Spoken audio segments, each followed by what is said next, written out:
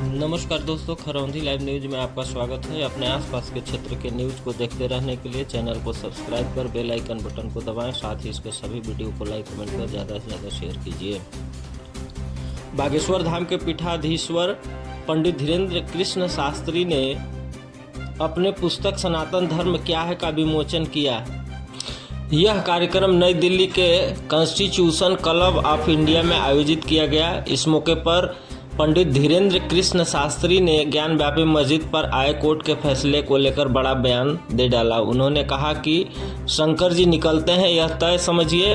उन्होंने कहा, पहली बात तो यह कि ज्ञान व्यापी में नंदी भगवान निकल पड़े हैं। दूसरी बात यह है कि कोर्ट की मंशा पर सवाल उठाने का मतलब होगा कि आप उसे कटघरे में खड़ा कर रहे हैं। इसका मतलब यह है कि आपको अपने आप पर भी भरोसा नहीं है। न्याय प्रणाली किसी पार्टी के अंतर्गत नहीं चलती, वो स्वतंत्र है।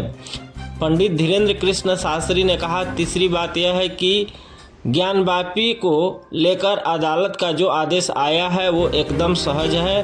तहखाने में व्यास परिवार की ओर से पूजा हुई थी, उस पर जो रोक लगाई गई उसे अब हटा दिया गया है। अभी ज्ञान वापी का निर्णय नहीं आया है। शंकर जी निकलते हैं, यह तय है। सनातन को लेकर बात करते हुए उन्होंने कहा कि हमें पता चला कि देश में सनातन धर्म पर चर्चा करने वाले कुछ लोगों को सही जानकारी नहीं है।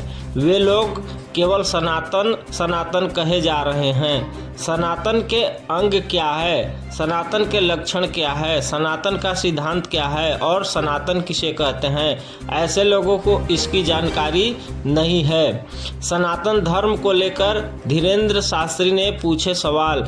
बागेश्वर धाम के महंत ने कहा कि हम लोग सनातन की तुलना दूसरे मजहबों से कर रहे हैं, जो कि कितनी उचित है और कितनी अनुचित।